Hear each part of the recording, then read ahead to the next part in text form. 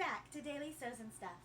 Today starts a brand new series. This brand new series is on basic sewing, and I'm going to keep it really simple because there are a lot of really good channels out there with a lot of really good information, and I don't want to repeat what they've already done or walk over them or try to do something and not do it as well as they do it. But I am going to cover some super basic things and incorporate using the projector, especially what if you're a brand new sewist and now you're using a projector and you're feeling a little lost. So I'm gonna try to bring all these things together a little bit and make it where even if you don't have a projector, you can follow along. But it'll be especially good for a new sewist with a projector. So this is going to be about sewing with knits. And I know a lot of people start out sewing with wovens, and there's some really good arguments for that. That video will be coming out next month. And wovens are a little more stable. They're not usually quite as slippery depending on the kind of woven that you get. And they're usually easier to sew with because they don't stretch or move. They are called wovens because they are woven together when the fabric is made. And because of that, they really don't have a lot of stretch.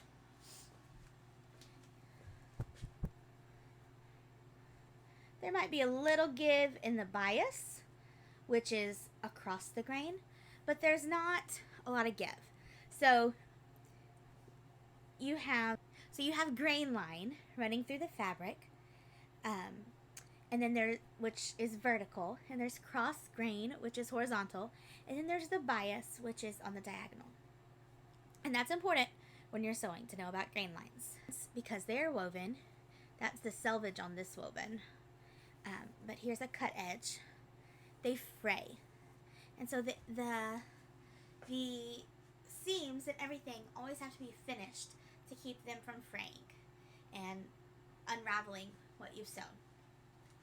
While they're easier to work with, they're also less forgiving because when you put on a woven garment, it either fits or it doesn't.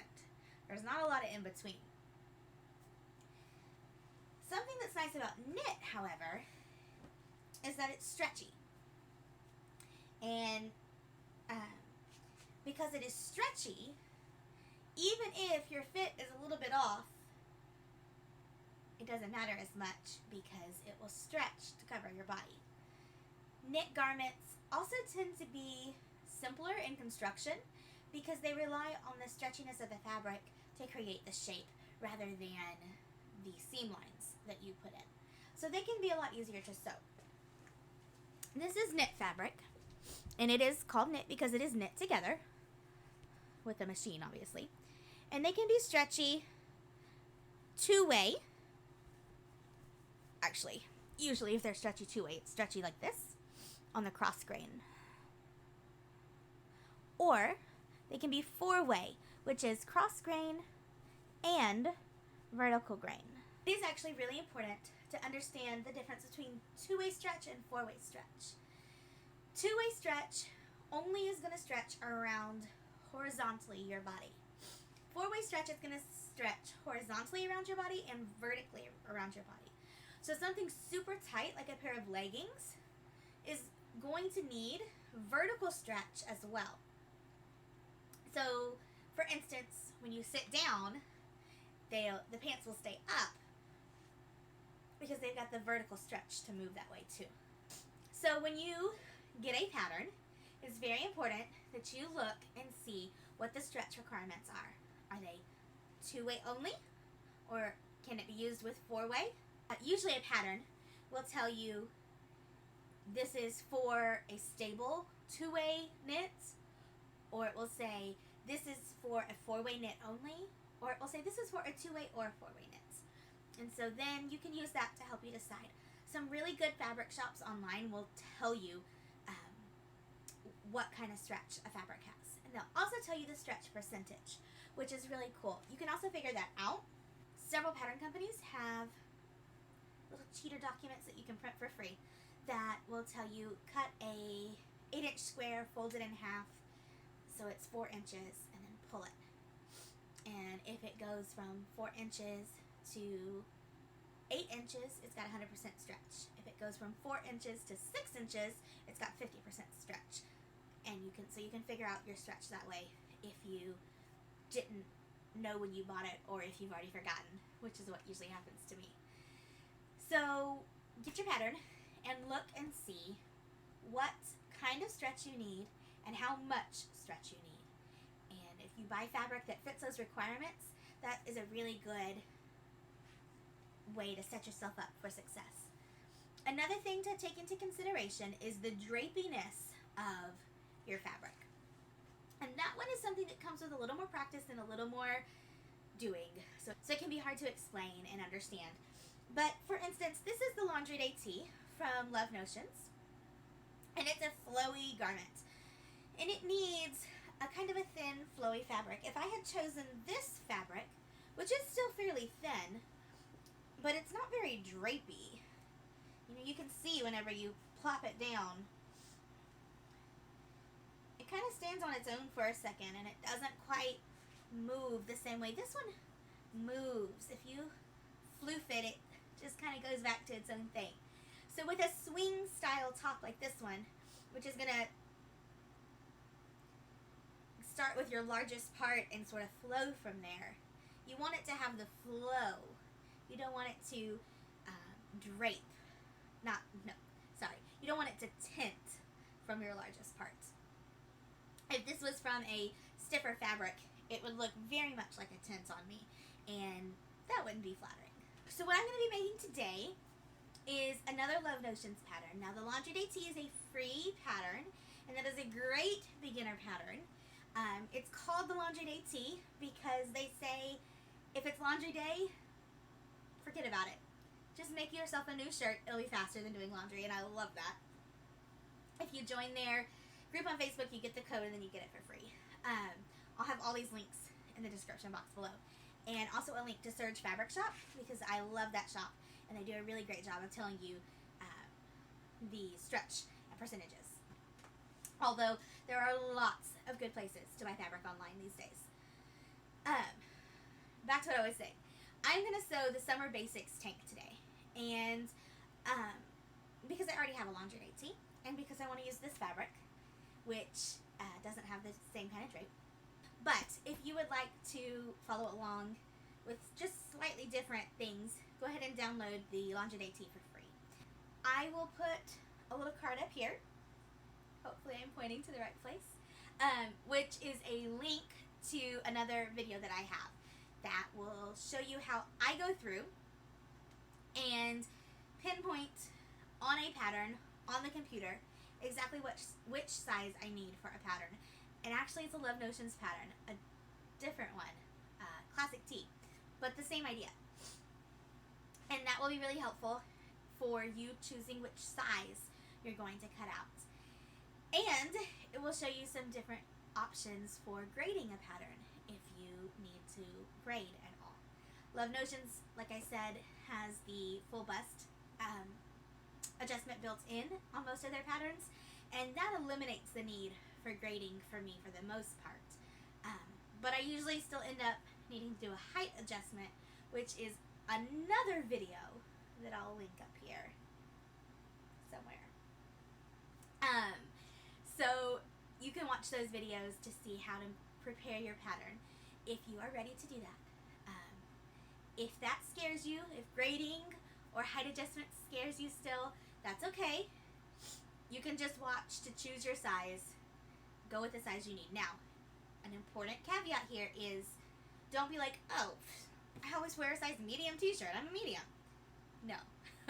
Ready to wear sizing and a pattern company is not the same. Never trust your ready to wear sizing when you are trying to size yourself for a pattern.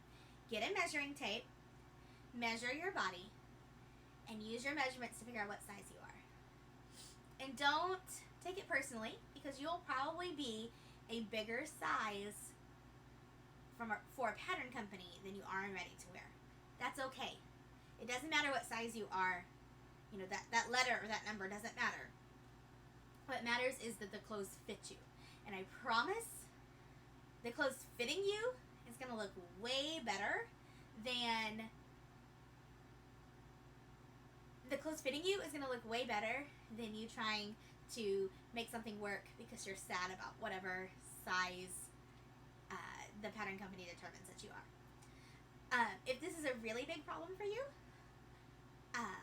Made for Mermaids, which is a sister company to Patterns for Pirates, they're literally sisters who own those two companies. They don't use sizes in their sizing. They use colors. So you can be like, I'm a red, I'm an indigo, I'm a yellow.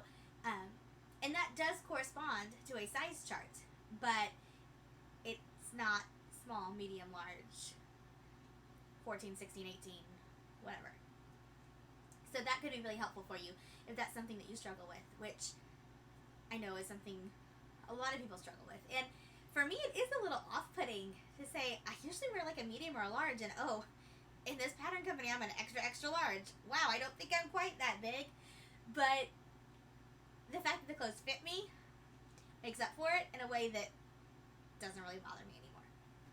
So I am going to do the prep that I need to do to make sure I'm cutting the right size and projecting the right size, like you can find in those videos I talked about. And I'm going to get it projecting down here, and I'm going to get to cutting. So I'm sitting here at my computer looking at the pattern and what size I want to make and stuff, and I'm going a little bit rogue. I looked and I read the instructions and I saw what the ease was supposed to be, and I thought about doing a little bit of grading, but I decided I'm just going to make a straight large with the full bust adjustment, with the built-in full bust adjustment. And even though it's drafted for somebody 5'5" and I'm 4'11", which should mean that I need to take about 3 inches off of it, I'm going to do it as written. And if it ends up being a little bit longer, it ends up being a little bit longer. I did, however, use the measuring tool in Adobe and measure what the center front would be and what the side seam would be, and I think it's going to end up fine. So if I don't like it in the end, I will know to blame myself and not the pattern, because this is totally the decision that I'm making. I think it's going to be fine.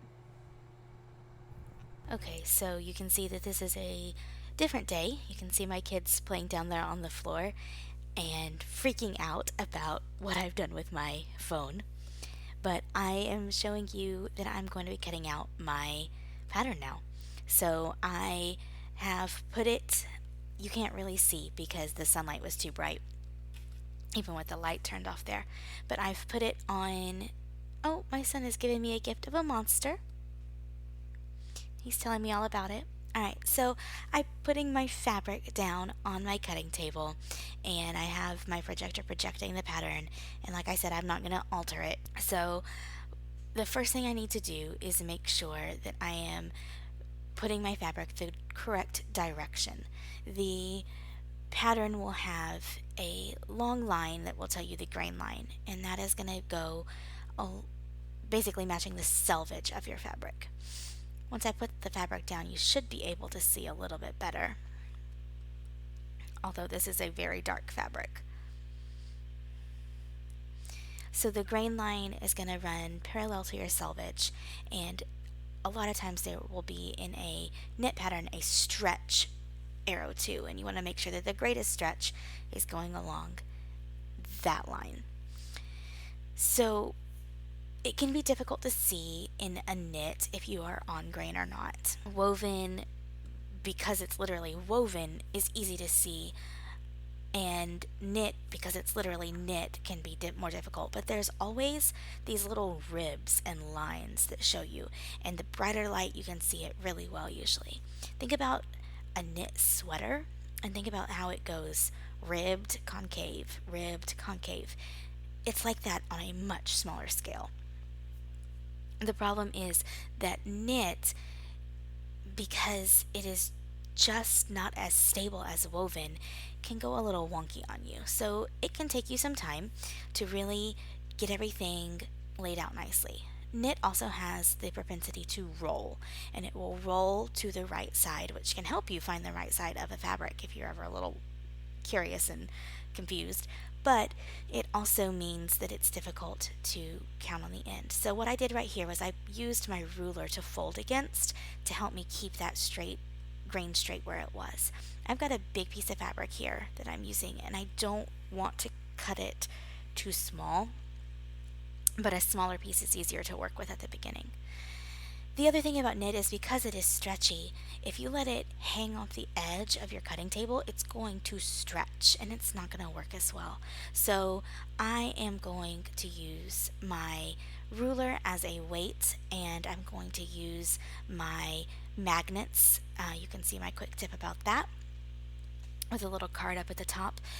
And I'm going to make sure that my fabric is on grain and is not stretching from falling over the sides, and is held down by the magnet to be just where I want it so that I can cut it on grain. Here I am laying out the magnets.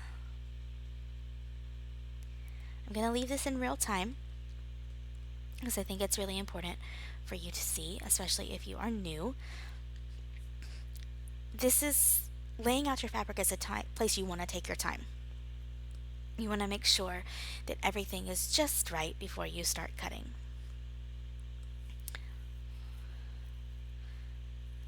There's my girls showing me something they've made now.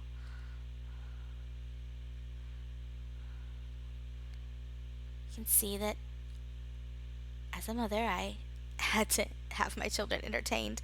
I usually do this after they're in bed, but for whatever reason, I was wanting to do this during the day at this time, and well, I had to give them something to do. So you can see my son they're crafting. My son has got scissors and he's cutting and gluing, and the girls were coloring, and I was trying. Mom life.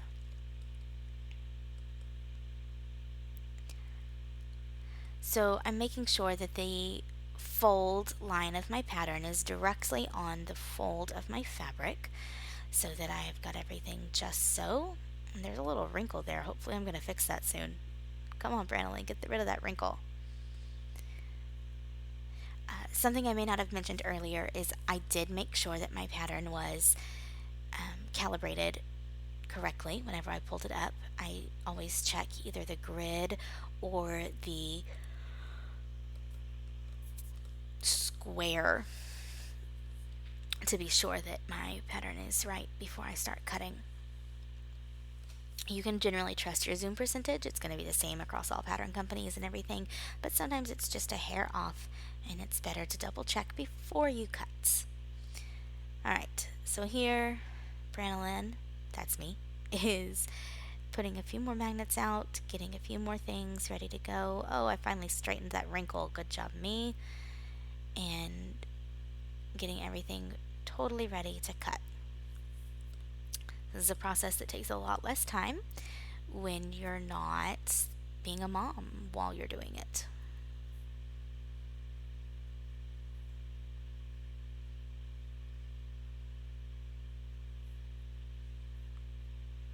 It's funny because I thought my kids would be out of that shot, and they are so not out of the shot.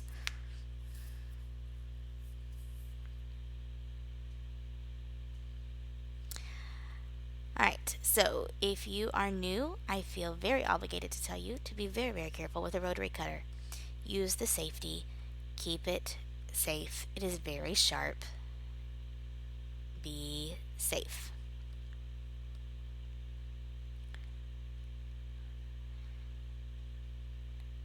If you want to see a newbie cutting with a rotary cutter, I've got a video for that.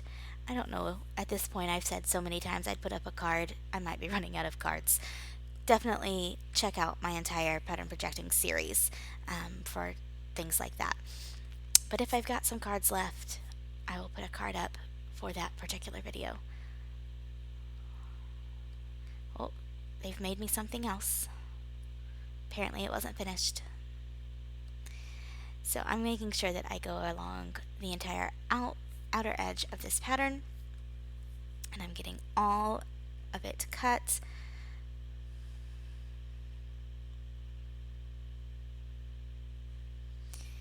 And see how I moved the excess fabric rather than the piece that I was cutting? That's really important whenever you are trying to make sure you've got it all. I'm pulling out a white piece of paper here so I can more easily see the projected line. Apparently there's something where I'm having trouble getting it just so. And Grainline, your fingers are very close to that very sharp blade.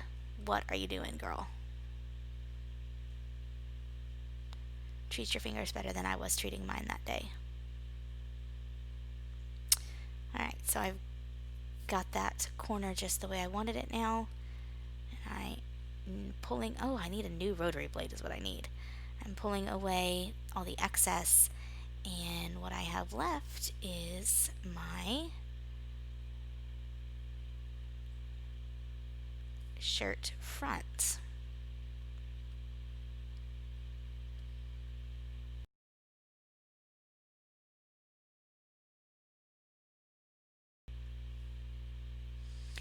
So this is where I'm going over things again. This is with a nicked or dull rotary blade, and obviously I need to change that one because I'm doing a lot of cleanup going back on it.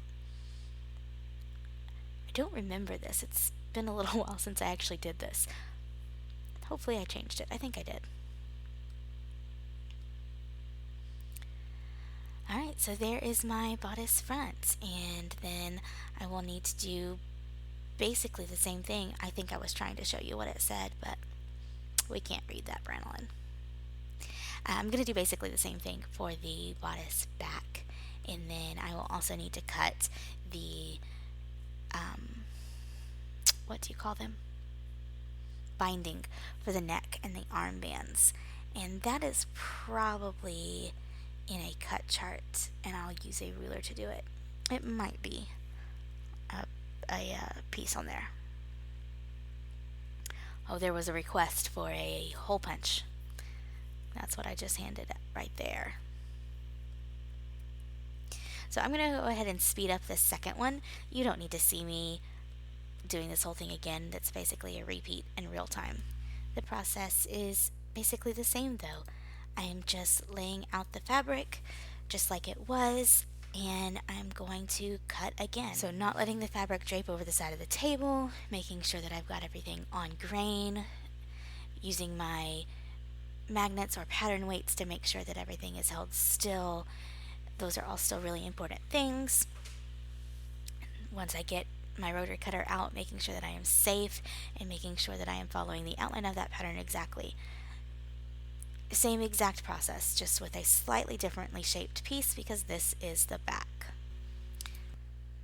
So I'm just going to finish cutting out the back, and then I'm going to cut out the binding. And this is a projector pattern, so they have very kindly lined the pieces up where the grain lines and stretch lines are all going the same direction, and I don't have to turn my fabric around. You can also see me cutting off the edges that will absolutely not be used and throwing those away, and then the rest of it leaving it attached and saving it for later because I am very stingy when it comes to my fabric. I'm using a ruler to make sure I get really straight lines with this too. So I'm cutting out 2 armbands and a neckband, and then that is everything you need for this. This is another reason knit patterns can be really great for beginners because there tends to be fewer pieces in a knit pattern than in a woven pattern. And here they are, all the pieces laid out, ready for me to start. So I know we talked about differences between fabric, but something we haven't talked about yet is the right side and the wrong side of the fabric. This can be hard to see on knit garments, especially when they are not printed. But it's important because you need to sew with your right sides together and have the right side of the garment out whenever you're done. One thing is that knit will tend to curl towards the right side. So this is the right side of my fabric, and you can see how it wants to just roll that way. That's one really helpful tip. Another helpful tip is to just really look at this. You can see those little ribs that are meant to be shown. And on the back,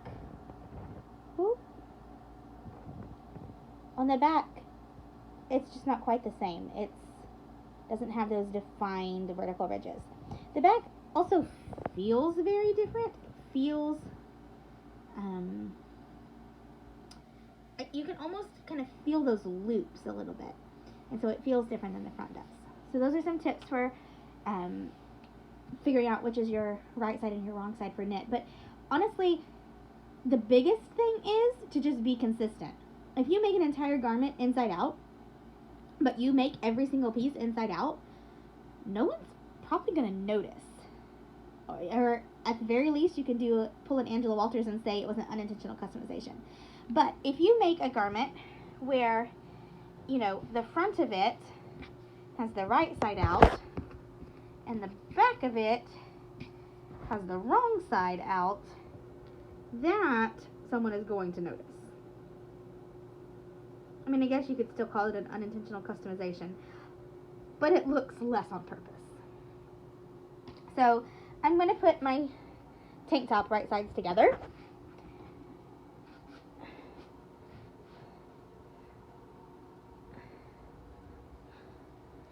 And I'm going to start by sewing at the shoulder seams and follow the instructions from there. So a lot of times you need something to hold your fabric together while you're intending to sew it.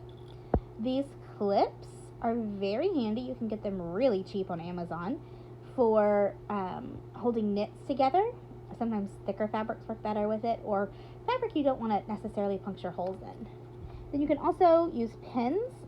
These glass-headed pins tend to be, oh, that one's a little bit, tend to be a little thinner and glide in to fabric a little bit easier. Plus you can iron over these. These plastic-headed pins tend to be a little more blunt, and you can't iron over them. This is a magnetized parts tray, I think they call it, and it works great for keeping my pins and clips on one place. I'm going to show you now how I would do this. So this is a tiny seam to be showing this on, but what I like to do is I like to use a pin at the beginning of my seam because that will help me guide it into my serger. There's a long space between where my presser foot begins and where my needles are. And then at the end, I like to clip it in if it's a long seam, a couple of places along the way, I'll clip it with a little clip too to help just hold things together. So I just checked my pattern and I have a 3/8 seam allowance. And so that means for my serger, my seam is going to take up approximately 1/4 inch. So that's 2/8. So I need to cut off approximately 1/8 of the fabric. So I'm going to have to start way back here so that my fabric will go through the cutter before it gets to the needles and gets sewn. Because knit is very stretchy, you want to make sure that you're not stretching a whole lot because that can make your seam very wavy. At the same time, you want it to go through straight, and because it is stretchy and bendy, you can sort of manipulate your fabric into going through straight, even if it is a curve or a corner. This, however, is a very short straight seam. I am basically just approximating 1/8 of an inch to the side of my scissors, and then I'm going to just sew it through. And I'm going to leave my pin in until it gets right to the needles, and let the needles kind of take into the fabric and slowly pull my pin out. I am not going to run over the pin with the needles, but I am going to leave it in there until the last possible second.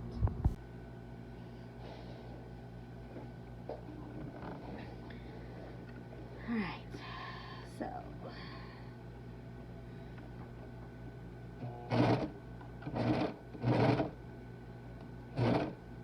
so my fabric is reaching where that needle is, so I'm slowly pulling my pin back, taking it off this, and I have sewn that seam through. Now with a serger, you have to cut your threads, and if I can't backstitch, so if I wanted to keep this from unraveling, I would have to thread it back through or somehow otherwise finish this seam. However, I'm not worried about it because I'm going to have seams here and here that are going to cover and secure these ends. So I'm just going to snip them off. See another example of a longer seam that I've put together the same way I said earlier. Here at the beginning, I've got a pin kind of wiggled through there so I can feed it in easily. And then at my midpoint is the middle of both my neckline and my shirt. I have a pin, and then at the end, or a clip, and then at the end I have a clip. And you're going to see whenever I'm sewing this that I'm going to slightly stretch the binding to meet the neckline. And that's just so whenever it's done, it'll kind of suck it back up and keep it tight and where it needs to be. So I needed to know where the midpoint was and the end was so I could appropriately stretch it. A lot of times what you do is you find the quarter points when it's in the round, but this one was flat, so I chose to do it this way instead. Making sure everything's going in straight, that we're going to cut off about that 1/8 of an inch. For just a minute, I'm not going to worry too much about stretching it or anything, just till we get kind of where the needles are in my fabric, and I've got that going through smoothly, and then I'll worry about stretching it to fit.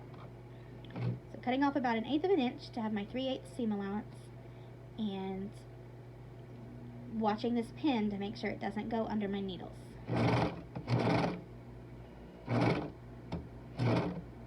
Okay, the needles are good in my fabric, so I've taken out that pin, and I'm now grabbing here at my clip, and I'm just going to sort of pull things out here.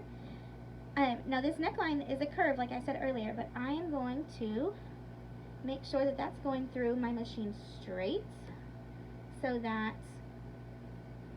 because basically a serger doesn't make a curve easily, so it's going to need to go through straight.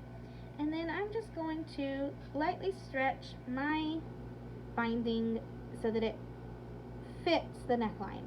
And actually, what I'm going to do right now is find me a place a little bit closer where I feel like it's even, and go ahead and pull from there. So I've pulled from about right here, giving myself a few inches. I'm using my left hand to still guide through the serger, and I'm going to use my foot pedal to go. Still cutting off that 1/8 of an inch of fabric, keeping things lined up, pulling the binding but not the shirt.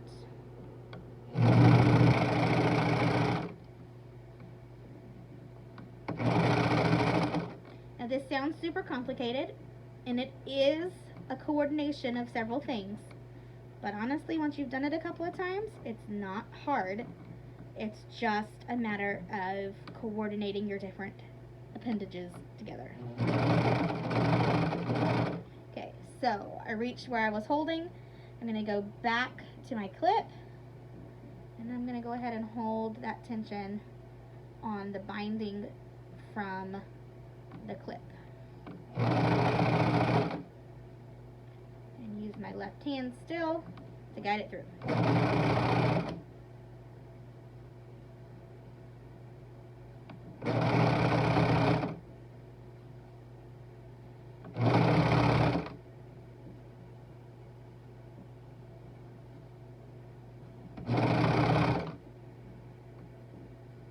There's a little peak here where the shoulder seam meets, so I am going to carefully, I am going to end up cutting off just a little bit of it, but I am going to try very hard to straighten it as it goes through in such a way that I don't lose that shape.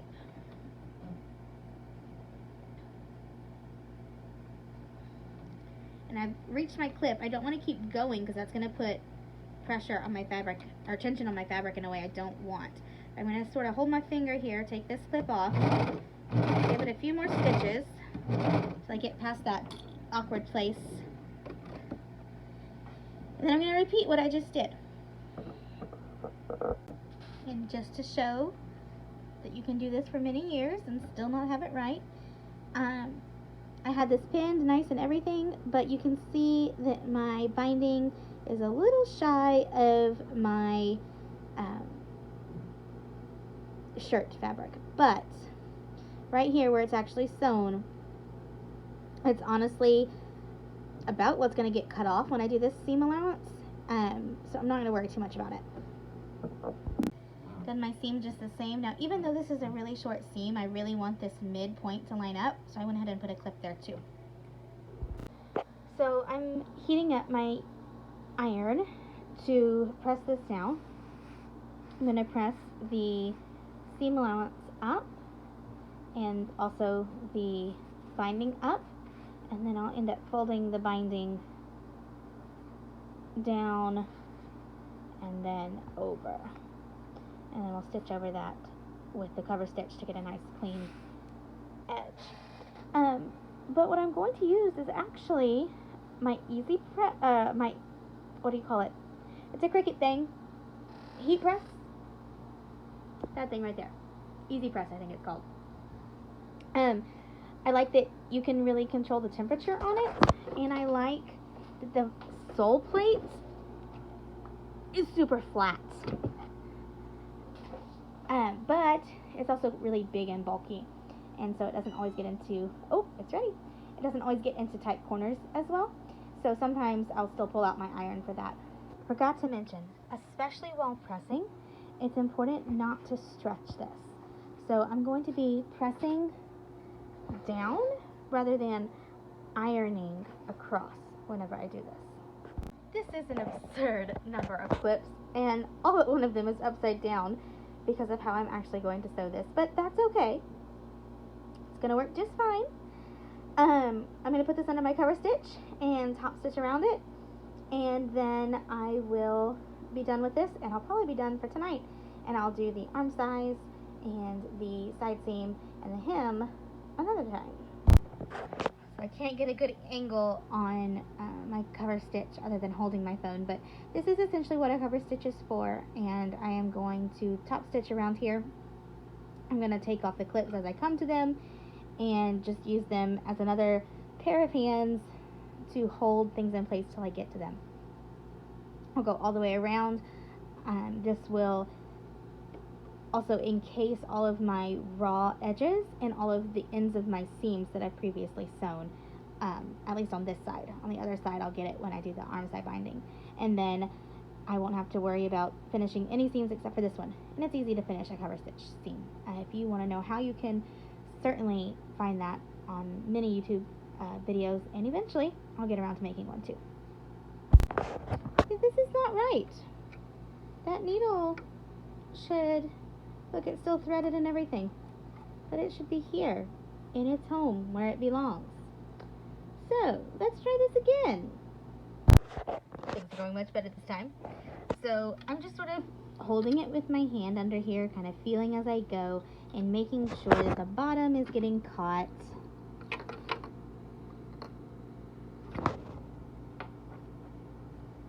As I go around. Ooh. Come on, phone. There we go. Making sure that that bottom is getting caught as I go around. So that you can see I'm not the world's straightest driver sometimes. That's okay. It's going to work just fine. And this is where I'll leave it for tonight. I have finished this cover stitch edge. That binding is complete. The neckline is done. I'll worry about the rest of this on another day. Let's take a second to talk about finishing knit. So you saw me bind the neckline of that shirt just now. You can also band a neckline, which is what most t-shirts have. It's just this doubled piece of fabric sewn on and top stitched sometimes. You can hem knit. You can hem knit like this t-shirt sleeve. You can band the bottom hem of a knit too, like these shorts. This is a band here. And the bands can also be used at the end of a sleeve or at the bottom of a shirt. Bands can be used almost anywhere on a knit to finish it. One more time looking at this binding. This is bound because the fabric is wrapped all the way around. Okay, so this pattern calls for binding the armscye too. The armscye is this armhole, basically. So I'm going to bind these two armscyes. So I still need to finish the binding, but this is where it instructed me to sew up the side seams and try it on. So it's definitely a little bit tighter than I was expecting it to be. I would use this as more of like a layering tank, and these wrinkles right here mean that there's a bit of a fit issue. I think I need a little bit more room in this bust. So I am going to keep this, but I'm definitely going to make it up again and do some adjusting to the pattern first. However, I really like this style, and the shape of it I think is really good. It just needs a little bit of tweaking to fit my body the best that it can. So I'm going to finish the binding and hem the bottom and call it a night. Alright, so it's done. I like the neckline. The arm size are good. I do think I need just a little bit of help there, but some of that gathering has gone away by completely finishing it. Not all of it, so it does still need some help. But yeah, overall I'm really happy with this tank. I'm not going to put daily sews and stuff on it. I will have to make some alterations before I do that, or I might just try a different shirt like the classic tee. But I'll definitely use this. So, yay! Thanks for sewing a knit garment with me. So another night, but this is my last segment. As you can see, I'm wearing the shirt now. There's definitely those little tweaks that it needs that I talked about in the last little segment, but overall I'm happy with it. And because it's knit, even though it doesn't fit perfectly, and there's some stuff that I notice it's not quite right, and most other people who sew might notice, people on the street aren't really going to notice that it doesn't fit me quite right. And it will stretch and work and fit, and I can wear it, even though it's not perfect. A woven might be a different story. There will be a video in the future about woven. Hopefully this was a good little overview of what it's like to sew and work with knits. I hope I gave you some terminology that you might need so that you can do some more research and figure out exactly what you need whenever you start working with knits. I am so grateful for you guys and all the stuff that we've been doing. I am really excited about where this channel is going and the things that I am doing. Next week I plan to have a projector video, so definitely stay tuned for that. So, thank you for watching, and we'll see you next time. Keep watching my videos, like, subscribe, and comment.